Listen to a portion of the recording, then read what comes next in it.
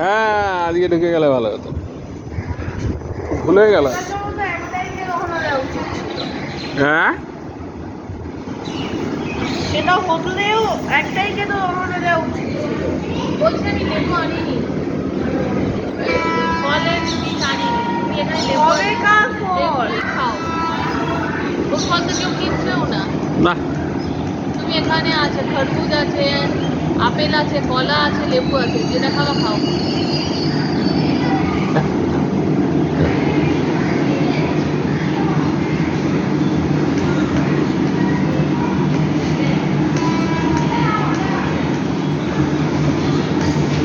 এটা তো ওরা বিক্ষোভ জানাবে সমগ্র কলকাতা জুড়ে তো না, যে কোনো একটা নির্দিষ্ট জায়গায়। না না, কালকে খুব গন্ডগোল হবে ওটি, বললো খুব গন্ডগোল হবে কালকে। হ্যাঁ